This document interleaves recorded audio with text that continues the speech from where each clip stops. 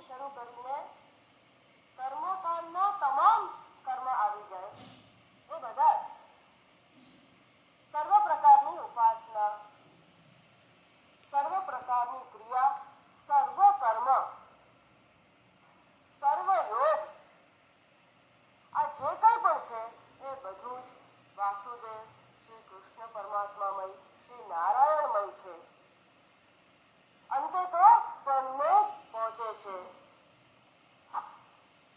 અને માટે જ કહ્યું, મય્યર્પિત મનોબુદ્ધિ, મને જ તારી બુદ્ધિ, તારું મન અર્પણ કર. નિવશિષ્યસી મય્યેવ અત ઉર્ધ્વમ ન સંશય. પરમાત્મા સુધી પહોંચવાના અનેક માર્ગ છે.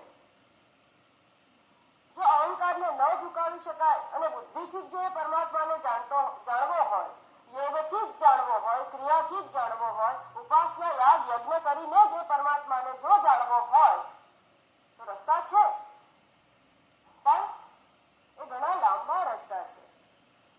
સૌથી ટૂંકો રસ્તો શું છે? તો તપ, ક્રિયા, ગતિ, ધર્મ, યોગ, વેદ અને ક્રિયા, આ બધું આપણે જે જોઈ લીધું એ કોના તરફ જાય છે?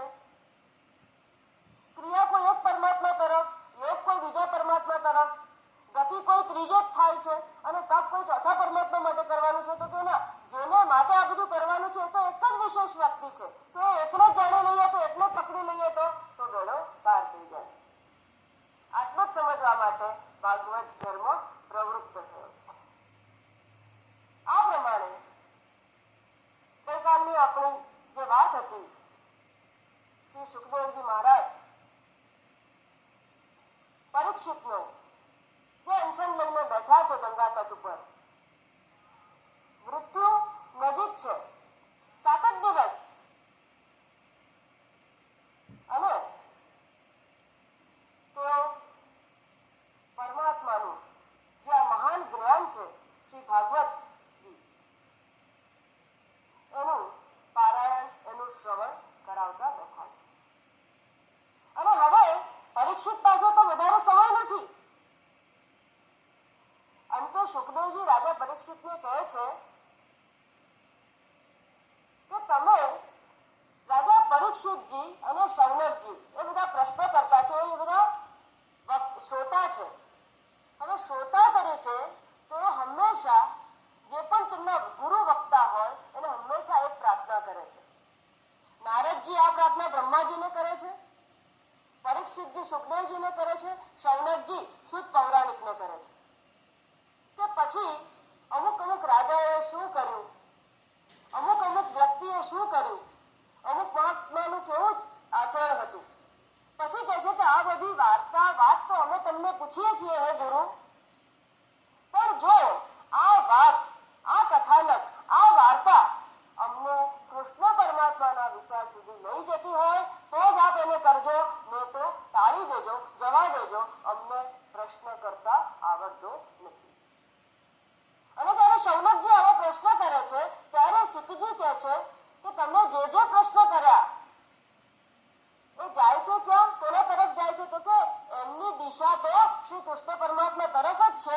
અને શ્રી કૃષ્ણ પરમાત્મા તરફ દિશા જતા જે કોઈ પણ પ્રશ્ન છે એ તમે પૂછ્યા ત્યાંથી તમારી અંતઃકરણ શુદ્ધિ થઈ ગઈ. પ્રશ્ન જ જે છે એ અંતઃકરણ શુદ્ધિ કરાવે છે. અને આવું જ કંઈક બન્યું મૈત્રેયજી અને વિદુરજી વચ્ચે. મૈત્રેયજી અને વિદુરજીનો જ્ઞાનનો પણ સંવાદ થાય છે, પણ અનેક પ્રશ્ન લઈને વિદુરજી મૈત્રેયજી પાસે જાય છે, ઋષિ મૈત્રેયજી પાસે. ત્યાં જઈને કૃષ્ણ પરમાત્માની લીલાનું થોડું એવું વર્ણન સાંભળીને એક પણ પ્રશ્ન પૂછ્યા વગર જેવા ગયા હતા એમ જ સમાધિ મગ્ન થઈને પાછા ફરે છે. માટે જીવનમાં બીજું કંઈ ન કરી શકીએ તો પ્રશ્ન ઊભો થાય ને ત્યારે વિચારી લેવું કે આ પ્રશ્નની ગતિ ક્યાં સુધી થવાની છે. જો એ કૃષ્ણપરાયણ આ પ્રશ્ન મને કરતો હોય તો પ્રશ્ન જ શુદ્ધિ શરૂ કરી દે છે.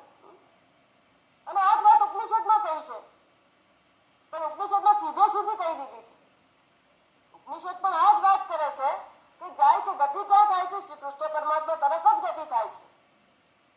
બ્રહ્મ છે, ઈશ્વર છે, પરમાત્મા છે, શ્રી કૃષ્ણ છે, વાસુદેવ છે કે નારાયણ છે, બધા એક જ પર્યાય છે.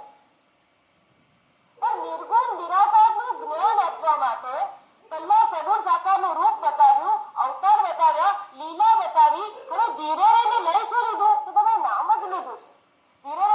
શું કરી લઈ લીધું તો કે આકાર જ લઈ લીધો છે. એનો જે ગુણ જે છે તો એમને એમ જ રાખ્યો મૂક્યો છે. પરમાત્માનો નિર્ગુણ નિરાકાર રૂપ તો એમ જ રાખ્યું છે, પણ એને નામ તો કંઈક આપવું પડે ને. જો કાર્ય બદલાઈ ગયું એટલે નામ બદલાઈ ગયું.